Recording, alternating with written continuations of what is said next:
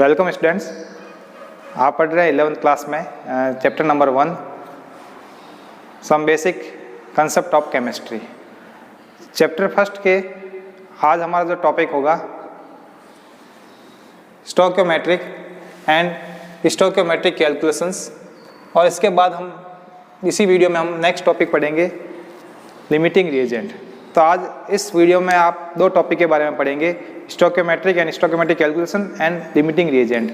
ये टॉपिक समझने से पहले और इनसे रिलेटेड कैलकुलेशन करने से पहले आप मेरा पहले वाला वीडियो मोल कंसेप्ट ज़रूर देखें। तो मोल कंसेप्ट देखने के बाद में ही आपको ये टॉपिक जो है अच्छे से समझ में आएंगे और इनको आप अच्छे से इनके जो न्यूमेरिकल्स है वो सॉल्व कर सकते हैं। तो आ जाते हैं हम आज के टॉपिक पर। तो स्टोइकोमेट्रिक, तो स्टोइकोमेट्रिक वर्ड कहाँ से आया है, सबसे पहले इस वर्ड की बात करते हैं। तो ये स्टोइकोमेट्रिक एक ग्रीक लैंग्वेज के वर्ड से आया है, स्टोइकियो एंड मेट्रॉन। स्टोइकियो एंड मेट्रॉन ये दो वर्ड है। स्टोइकियो का मीनिंग होता है एलिमेंट एंड मेट्रॉन का मतलब होता है मेजर। ठीक है, तो इस तरीके से स्टोइकोमेट्रिक का मीनिंग हम बतावें तो इसमें एलिमेंट्स का मेजरमेंट करना है, मेजरमेंट ऑफ एलिमेंट। ठीक है, तो एलिमेंट का मेजरमेंट कैसे कर सकते हैं वो आज हम इस टॉपिक के अंदर पढ़ेंगे। तो सबसे पहले बात आती है इसके डेफिनेशन की। ठीक है, तो डेफिनेशन क्या है इसकी कि deals with the calculation of masses of reactant and product involve in chemical reaction. ठीक है, यानी कि मीन्स अगर केमिकल रिएक्शन में हमें किसी रिएक्टेंट की या प्रोडक्ट की क्वांटिटी हमें कैलकुलेट करनी है कि इस रिएक्शन में कितना रिएक्टेंट लेंगे तो प्रोडक्ट कितना बनेगा, प्रोडक्ट का मेजरमेंट करना हो, या फिर आपको अगर प्रोडक्ट बनाना है कि हमें इतना प्रोडक्ट बनाना है तो इतने प्रोडक्ट बनाने के लिए हमें रिएक्टेंट की कितनी क्वांटिटी लेनी पड़ेगी, कितना वॉल्यूम लेना पड़ेगा, तो वो जो कैलकुलेशन करने में जो यूज़ होता है वो स्टोइकोमेट्री है। ठीक है, अब स्टोइकोमेट्री का यूज़ करते हुए हमें कैलकुलेशन करनी है और एलिमेंट्स का मेजरमेंट करना है। तो कैसे कर सकते हैं, तो उसके लिए एक एग्जांपल हम लेके देखते हैं और क्या क्या स्टेप होंगे उन स्टेप को लेकर हम इसको सॉल्व करते हैं। ठीक है, तो एक केमिकल रिएक्शन का एग्जांपल ले लेते हैं। फॉर एग्जांपल मीथेन गैस को जब बर्न करते हैं हम ऑक्सीजन गैस की प्रेजेंस में, when the combustion of methane का जब कंबशन होगा तो इसमें तो प्रोडक्ट बनते हैं CO2 एंड H2O। इस रिएक्शन को हम बैलेंस करते हैं, तो ये बैलेंस कर दी इस रिएक्शन को। तो सबसे पहले फर्स्ट ऑफ ऑल हमें सबसे पहले क्या स्टेप लेना होगा कि जो केमिकल रिएक्शन होती है, मतलब जैसे कोई क्वेश्चन गिवन है आपको, उस क्वेश्चन में आप पहले ये देख लें इसमें किस टाइप की केमिकल रिएक्शंस हो रही है, उस केमिकल रिएक्शन को आपको लिखना है। लिखने के बाद में उसको बैलेंस करना है। तो balance equation is known as stoichiometric equation. Stoichiometric equation means वो बैलेंस इक्वेशन होगी, वो स्टोइकोमेट्रिक रिएक्शन होगी। ठीक है, तो ये आप देख रहे हैं अभी बैलेंस है रिएक्शन। इस बैलेंस रिएक्शन को देख के अगर हम क्या क्या पॉइंट ले सकते हैं, एक तो मोल्स, हम जो ये रिलेशन लेंगे एक तो मोल्स का। ठीक है, इसका 1 mole of methane react with 2 mole of oxygen, 1 mole of methane react with 2 mole of oxygen and produce 1 mole of carbon dioxide gas, 1 mole of CO2 gas and 2 mole of water. Mole के अलावा हम अगर इसको लिखें तो ग्राम में भी इसकी क्वांटिटी ले सकते हैं। ठीक है, इसकी ग्राम में इसका मास ले सकते हैं, क्वांटिटी इन मास में इसकी क्वांटिटी लें तो CH4 1 मोल है, 1 मोल का मोलर मास, इसका मोलर मास होता है कार्बन का 12 प्लस हाइड्रोजन का 4 16, यानी 16 gram of methane react with oxygen का अपन लिख देते हैं। ऑक्सीजन O2 है, O2 का ऑक्सीजन का होगा 16 और 16 का डबल 32 हो गया इसका, 32 तो हो गया इसका O2 का, और इसको मल्टीप्लाई करेंगे 2 से। ठीक है, तो ये हो जाएगा 64 ग्राम और इसका लिखेंगे तो CO2 का 44। ठीक है, और ये वाटर का होता है 18, 2 × 18। ठीक है, तो ये हो जाएगा 36। तो अगर अपन ग्राम के हिसाब से देखें तो मास के अकॉर्डिंग अगर इसको रिएक्शन को देखें तो ये बता सकते हैं, बोल सकते हैं कि when 16 gram methane react with 64 gram oxygen then it produce 44 gram carbon dioxide gas and 36 gram water. इसी को अगर वॉल्यूम में लेना चाहें तो इनका वॉल्यूम, क्योंकि ये 1 मोल है तो 1 मोल का 22.4 लीटर होता है। अब ये 2 मोल है, ठीक है, ये सारी गैसेज है, ये जो भी लिए हमने ये सारे gases reactant and gases product है। ये जो वाटर बन रहा है वो भी वेपर बन रहा है, तो वेपर गैस में होती है। तो ये 22.4 litre methane gas react with, क्योंकि ये 2 मोल है तो 2 मल्टीप्लाई 22.4 तो 44.8 लीटर, और ये 22.4 लीटर क्योंकि 1 मोल है, और ये 2 मोल है, इसका डबल हो जाएगा 44.8 लीटर। तो जैसी आपको रिएक्शन में कंडीशन दे रखी है, जैसा आपको उसके अंदर जो केमिकल रिएक्शन में जो आपको कैलकुलेट करना होता है उस पर डिपेंड करेगा कि ये हम कैसे क्वांटिटी हमें लेनी है यहाँ पर। तो 3 तरह की रिलेशन मैंने आपको बताया है यहाँ पर, मोल, मास एंड वॉल्यूम। अब कैलकुलेशन किस किस टाइप की हो सकती है, ठीक है, तो मास मास रिलेशन, नॉन एंड अननोन जो होगा, अगर मास रिलेटेड है तो मास मास रिलेशन ये हो जाएगा इसमें। सेकंड टाइप, उसमें वॉल्यूम दे रखा है तो mass volume relation, mass volume relation. और थर्ड लेवल मोल वाला रिलेशन भी आ सकता है इसमें, और इसके अलावा वॉल्यूम वॉल्यूम रिलेशन भी आ सकता है, वॉल्यूम वॉल्यूम रिलेशन।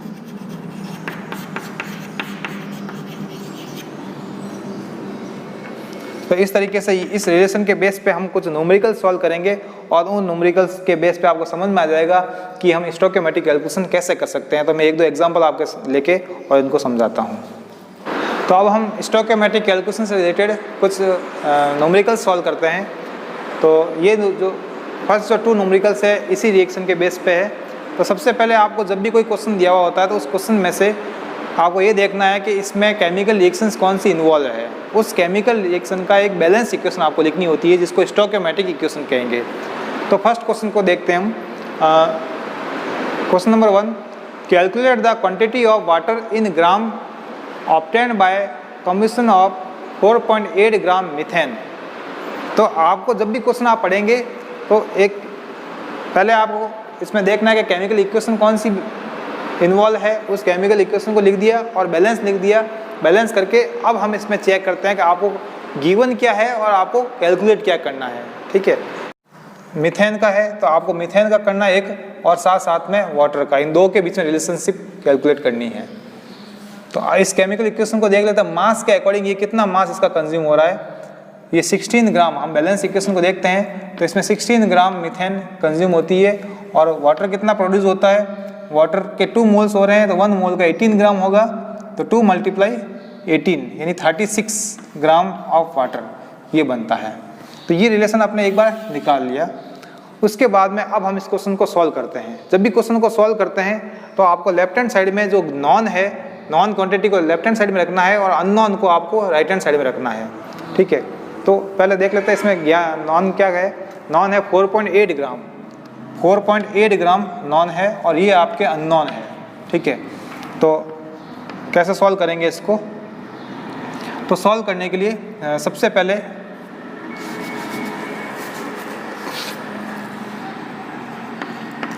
तो इसको सॉल्व कर रहे हैं। 36 ग्राम वाटर प्रोड्यूस होता है 16 ग्राम से, तो 16 ग्राम CH4 gives 36 ग्राम H2O, ठीक है। Therefore 1 ग्राम मीथेन gives 36 अपॉन 16 ग्राम, और आपको कैलकुलेट करनी है 4.8 ग्राम के लिए। तो 4.8 ग्राम मीथेन gives 36/16 मल्टीप्लाई 4.8। जब हम इसको सॉल्व करेंगे तो ये कट हो जाएगा 0.3 और इसको जब मल्टीप्लाई करेंगे तो ये 10.8 ग्राम आएगा। तो ये जो आंसर आया 10.8 ग्राम वाटर इतना प्रोड्यूस होगा इसमें। तो ये फर्स्ट क्वेश्चन हमने जो सॉल्व किया है। अब हम लेते हैं सेकंड क्वेश्चन। सेकंड क्वेश्चन में how many moles of methane is required to produce 132 gram of CO2 after combustion. तो यहाँ पे हमें मीथेन की क्वांटिटी कैलकुलेट करनी है कि मीथेन की कितनी क्वांटिटी रिक्वायर्ड होगी ताकि हमें 132 ग्राम CO2 गैस मिल जाए। तो यहाँ अब जो रिलेशनशिप है, सेकेंड जो क्वेश्चन है इसमें रिलेशनशिप आपको किसमें कैलकुलेट करनी है, एक तो मीथेन एंड CO2 गैस। तो मीथेन एंड CO2 गैस के बीच में आपको कैलकुलेट करना है ये मोल्स, यहाँ मोल्स है।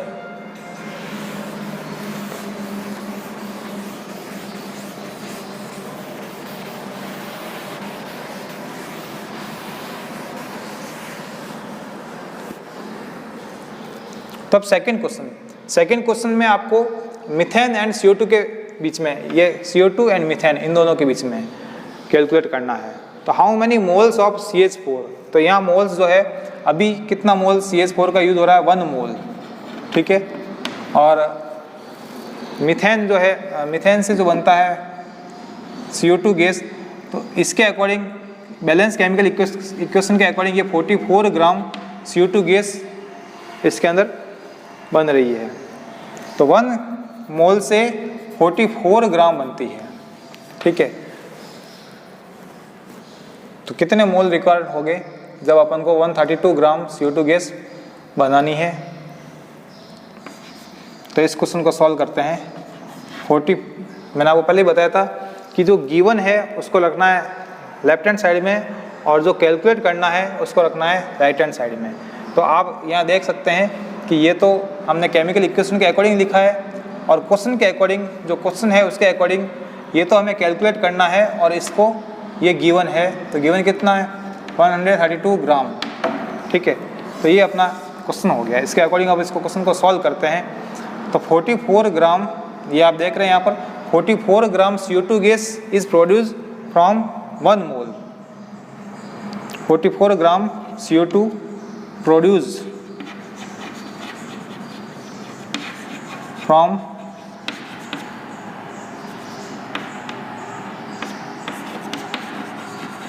1 मोल CH4, ठीक है। Then 1 gram CO2 produce from 1/44 mole. तो आपको कैलकुलेट करना है यहाँ पर 132 ग्राम CO2 के लिए। तो 132 ग्राम CO2 gas is produce from 1/44 multiply 132।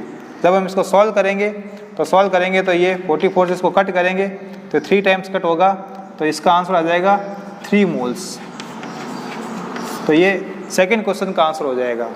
तो इस तरीके से अगर 132 ग्राम अपन को CO2 गैस अगर बनानी है तो उसके लिए 3 मोल्स ऑफ मीथेन की रिक्वायरमेंट होगी।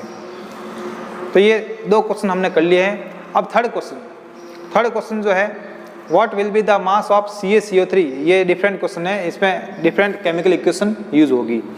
थर्ड क्वेश्चन में what will be the mass of CaCO3 calcium carbonate required for obtain 4.48 litre of CO2 gas at STP by strongly heating of CaCO3।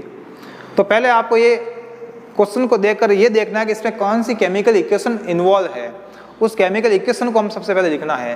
तो यहाँ स्ट्रॉन्ग कैसे बनाना है, bye strongly heating of CaCO3। तो आपको इसकी chemical equation लिखनी है। तो केमिकल इक्वेशन इसकी CaCO3, इसको जब हीट करते हैं तो हीट करने पर CO2 गैस बनती है, ठीक है, CO2 गैस। तो ये केमिकल इक्वेशन इसकी हो जाएगी CaO + CO2। तो बैलेंस केमिकल इक्वेशन लिख दी। अब हमें क्वेश्चन को अकॉर्डिंग इसको लिखना है। तो what will be the mass of CaCO3, यानी कि आपको CaCO3 का मास, तो अभी इस केमिकल इक्वेशन के अकॉर्डिंग देखेंगे तो इसका 100 ग्राम इसका मोलर मास देखें कैल्शियम कार्बोनेट का, तो इसका 40 + 12 प्लस 16 मल्टीप्लाई 3, इसको जब हम सॉल्व करते हैं, कैलकुलेट करते हैं, तो ये 100 ग्राम आएगा। इसका मोलर मास कैल्शियम कार्बोनेट का 100 ग्राम। तो इसके 100 ग्राम से CO2 कितनी बनती है? 44 ग्राम। बट यहाँ क्या पूछा है? इसका वॉल्यूम पूछा है। वॉल्यूम गिवन है 4.48 litre of CO2 eight STP। तो 44 ग्राम नहीं लेके हम यहाँ ले लेंगे इसका वॉल्यूम। तो 1 मोल है, आपको दिख रहा है यहाँ पर 1 मोल है, तो 1 मोल का जो वॉल्यूम होगा वो मोलर वॉल्यूम होगा, तो 22.4 लीटर एट STP होता है ये। तो इस क्वेश्चन को इस तरह से सॉल्व करेंगे। तो 22 कैलकुलेट क्या करना है इसके अंदर? कैलकुलेट करना हमें मास ऑफ CaCO3, ये आपको कैलकुलेट करना है। गिवन क्या है इसके अकॉर्डिंग देखें हम, तो गिवन तो है यहाँ पर 4.48 लीटर, ये गिवन है और ये आपको कैलकुलेट करना है। तो जो कैलकुलेट करना है उसको हम रखेंगे राइट हैंड साइड में और जो गिवन है उसको रखेंगे लेफ्ट हैंड साइड में। यानी CO2 गिवन है तो CO2 से स्टार्ट करेंगे यहाँ पर। तो 22.4 litre CO2 gas produce from 100 gram CaCO3। 100 gram CaCO3 लेंगे तो 22.4 लीटर CO2 गैस बनेगी। 1 लीटर बनानी है तो ये हो जाएगा इसका 100/22.4 लीटर। और अब हमें यहाँ करना है 4.48, ठीक है। तो 4.48 litre CO2 gas will be produce from, कितने से प्रोड्यूस होगी? तो 100/22.4, ठीक है, मल्टीप्लाई बाय 4.48। जब हम इसको सॉल्व करेंगे तो इसको कट करना होगा और ये पॉइंट हटाया अपन ने तो 0.2 टाइम्स ये कट जाएगा, ठीक है। ये 22.4 से डबल है, ये 4.48, तो 0.2 टाइम ये कट हो गया। तो 0.2 से अपन 10 से मल्टीप्लाई करेंगे, 100 से मल्टीप्लाई करेंगे, तो 100 से मल्टीप्लाई करने पर ये हो जाएगा 20 ग्राम CaCO3। तो ये इसका आंसर हो जाएगा 20 ग्राम CaCO3 थर्ड क्वेश्चन का। एज इट इज आपको कैलकुलेट करना है क्वेश्चन नंबर 4 में, calculate the moles of CO2 gas obtained by heating 10 gram of CaCO3, ठीक है। तो आपको यहाँ पर क्या कैलकुलेट करना है? मोल्स ऑफ CO2 गैस, कितने मोल्स CO2 गैस के बनेंगे अगर हीट करते हैं 10 ग्राम कैल्शियम कार्बोनेट से। तो क्वेश्चन यही होगा, इन दोनों के बीच में रिलेशनशिप होगी। और जैसे ये सॉल्व किया है इसका जस्ट उल्टा हो जाएगा, यहाँ पर इधर कर लेता हूँ मैं। अभी आपको 10 ग्राम कैल्शियम कार्बोनेट, पहले 100 ग्राम CaCO3 से कितनी CO2 गैस प्रोड्यूस हो रही है, कितने मोल्स हो रहे हैं? 1 मोल, ठीक है, 1 मोल CO2 गैस। और 1 ग्राम से कितना हो जाएगा? 1/100। और कैलकुलेट करना 10 ग्राम के लिए, तो 10 ग्राम CaCO3 कैलकुलेट हो जाएगा, मतलब तो ये हो जाएगा 1/100 multiply 10।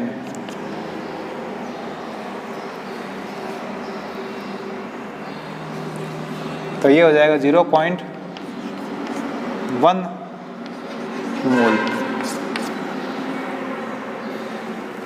0.1 mole of CO2 gas, ठीक है।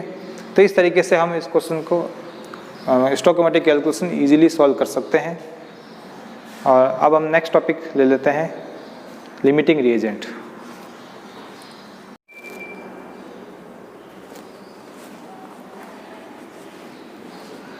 स्टोइकोमेट्रिक कैलकुलेशन के बाद में अब हमारा नेक्स्ट टॉपिक है लिमिटिंग रिएजेंट। लिमिटिंग रिएजेंट जो केमिकल रिएक्शन में जो रिएक्टेंट होता है उसी को हम रिएजेंट भी कह सकते हैं। जैसे केमिकल रिएक्शन है, उसमें जो रिएक्शन में जो पार्टिसिपेट करने वाले जो रिएक्शन जो केमिकल्स होते हैं उनको हम रिएक्टेंट कहेंगे। और उनसे जो प्रोडक्शन होता है, जो बनता है, उस जो फॉर्मेशन होता है और जो न्यू केमिकल बन रहा है उस न्यू केमिकल को हम प्रोडक्ट कहेंगे। तो रिएक्टेंट से प्रोडक्ट बनता है। रिएक्टेंट को हम जनरली लेफ्ट हैंड साइड में लिखते हैं और बीच में एरो लगाकर, और राइट हैंड साइड में हम प्रोडक्ट लिखते हैं।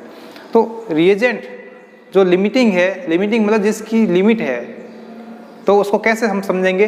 उसको समझने के लिए एक एग्जाम्पल मैं आपके सामने लेता हूँ जो अपने डेली लाइफ से जुड़ा हुआ है। कि मान लो कि आपके घर में कोई गेस्ट आने वाले हैं, ठीक है, कुछ गेस्ट आने वाले हैं। उन गेस्ट के लिए आपको एक वर्क दे दिया गया चाय बनाने का। आपको चाय बनानी है। अब चाय बनाने के लिए जो कुछ भी रॉ मटेरियल चाहिए वो आपको सब कुछ दे दिया उसमें। अब क्या क्या रॉ मटेरियल चाहिए? उसमें शुगर चाहिए,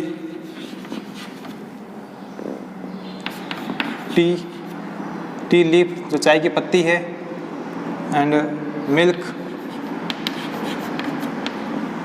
और वाटर तो एक्सेस में होता ही है। इसके अलावा मसाले वगैरह जो भी है वो सब बाद की बातें हैं। मेन जो बेसिक रिक्वायरमेंट है वो मैंने ली है यहाँ पर।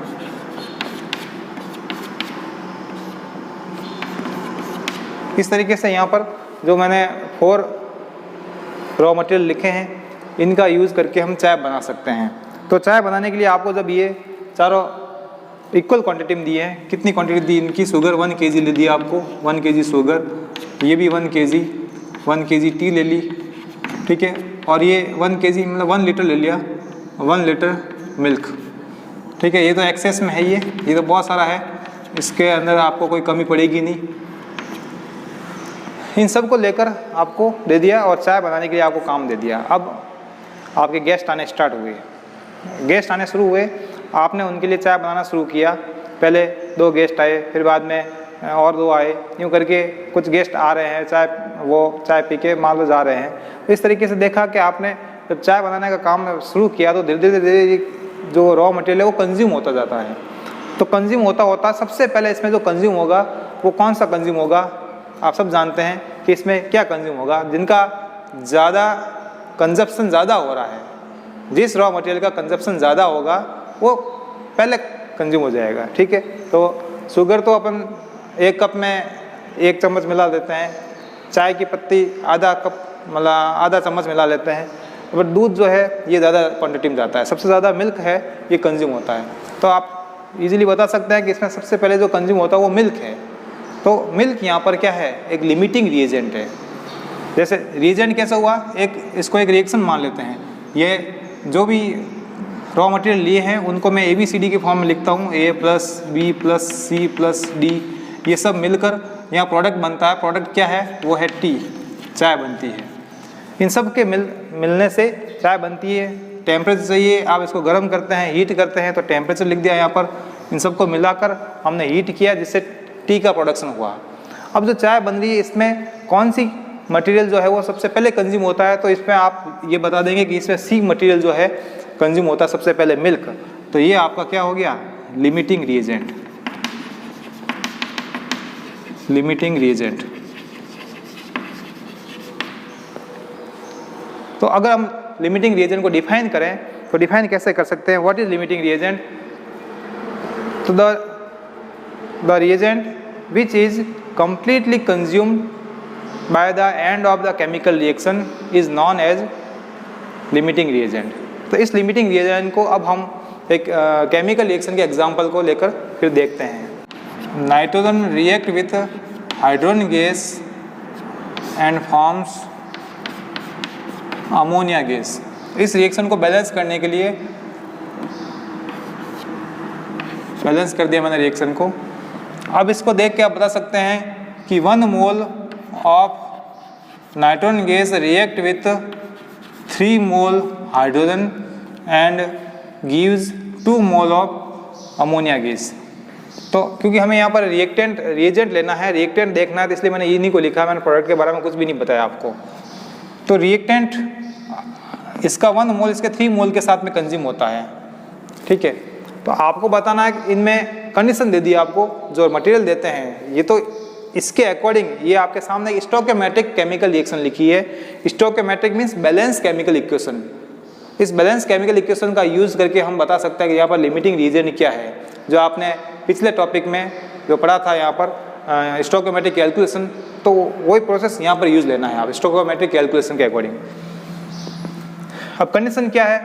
फर्स्ट कंडीशन ये है कि आपको दे दिए इनके 10 मोल ऑफ ईच, ठीक है, नाइट्रोजन के भी 10 मोल दे दिए आपको और हाइड्रोजन के भी 10 मोल दे दिए। अब बताइए इस कंडीशन में लिमिटिंग रीजन क्या हुआ, तो चेक करते हैं कौन सा लिमिटिंग रीजन है। नाइट्रोजन का 1 मोल हाइड्रोजन के 3 मोल के साथ रिएक्ट कर रहा है, तो एक बार जैसे स्टेप बाय अगर इसको रिएक्शन को मान लेते हैं तो इसके फर्स्ट स्टेप में मान लो इसका 1 मोल कंज्यूम होता है, इसके 3 मोल कंज्यूम होते हैं। अब रिमेनिंग कितने रहेंगे, पीछे कितने बच जाएगा, इसके बच जाएंगे 9 मोल, इसके बच जाएंगे 7 मोल, क्योंकि कंज्यूम जो हो रहा है इसमें से 3 मोल कंज्यूम हो रहा है, इसमें से 1 मोल कंज्यूम हो रहा है। अब एक स्टेप में हो गया, फिर नेक्स्ट और रिएक्शन होगी तो इसका 1 मोल इसके 3 मोल, तो इसका 1 मोल लेस कर देंगे, इसमें से पीछे बच जाएगा 8 मोल और इसके 3 मोल कंज्यूम कर देंगे तो पीछे बच जाएगा 4 मोल। फिर और आगे देखते हैं तो इसके बच जाएंगे 7 मोल, इसके बच जाएगा 1 मोल, तो 3 इसमें से लेस कर रहे हैं, इसमें 1 लेस कर रहे हैं। तो आप देख रहे हैं कि ये अभी तक आप देख रहे हैं कि सबसे ज़्यादा जो कंज्यूम हो रहा है, फास्ट कंज्यूम हो रहा है वो हाइड्रोजन है। तो हाइड्रोजन का कंजप्शन ज़्यादा हो रहा है, मीन्स यहाँ लिमिटिंग रीजन क्या हो गया, हाइड्रोजन हो गया। नंबर ऑफ मोल्स के अकॉर्डिंग आपने ये देखा। अब इसी को हम यहाँ लिमिटिंग रीजन जो हुआ इस कंडीशन में हाइड्रोजन लिमिटिंग रीजन है, ये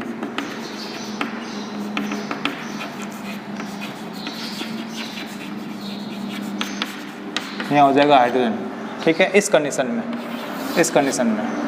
अब सेकंड कंडीशन मैंने आपको दी कि आपको ईच रिएक्टेंट की क्वांटिटी दी है ग्राम में, 100 gram of each, 100 gram nitrogen दी है और 100 ग्राम हाइड्रोजन गैस दी है।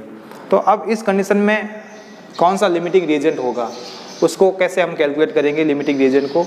तो ऐसी कंडीशन में आप क्या करेंगे, इनको ग्राम में चेक कर सकते हैं, इनके ग्राम में कितने गिवन है, ठीक है।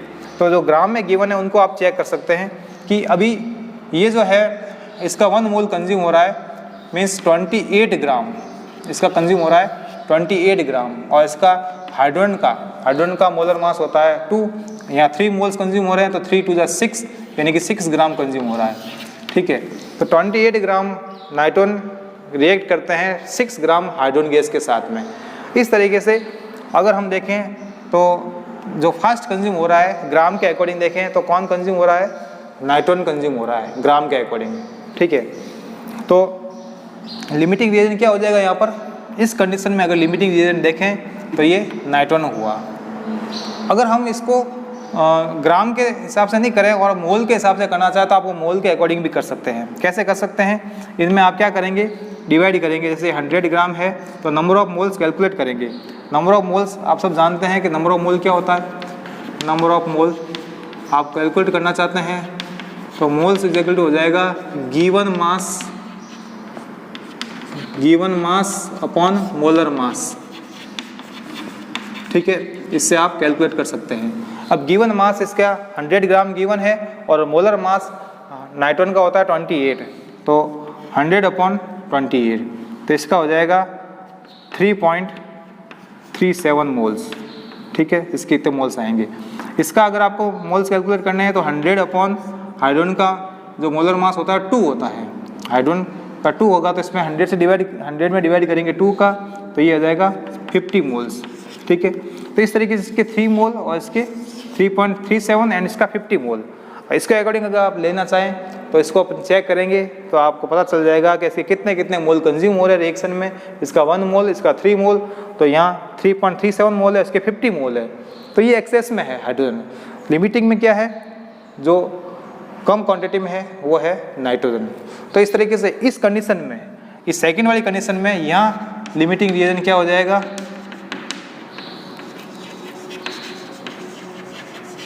यहाँ लिमिटिंग रिएजेंट हो जाएगा नाइट्रोजन गैस, N2 गैस, ठीक है। तो इस तरीके से कंडीशन के ऊपर डिपेंड करता है कि जब आपको मोल्स गिवन है तो अलग आंसर आया, और ये कि ये ग्राम गिवन है तो ये अलग आंसर आया, तो दोनों में डिफरेंट आंसर आ सकते हैं, ठीक है। ये डिपेंड करता है उस क्वेश्चन में तो जो रिएक्शन होती है केमिकल रिएक्शन, उस केमिकल रिएक्शन में कितना कंजप्शन हो रहा है, ठीक है, उसके अकॉर्डिंग। तो इससे रिलेटेड, लिमिटिंग रिएजेंट से रिलेटेड आप न्यूमेरिकल्स भी सॉल्व कर सकते हैं। आपकी जो टेक्स्ट बुक है NCERT की बुक, उसमें 1.23 एंड 1.24, ये दो क्वेश्चन जो है, इन दोनों क्वेश्चंस को आप सॉल्व कर सकते हैं और ऐसे लिमिटिंग रीजन के कंसेप्ट जो है ऐसे इजीली आपके क्लियर हो जाएंगे। ठीक है।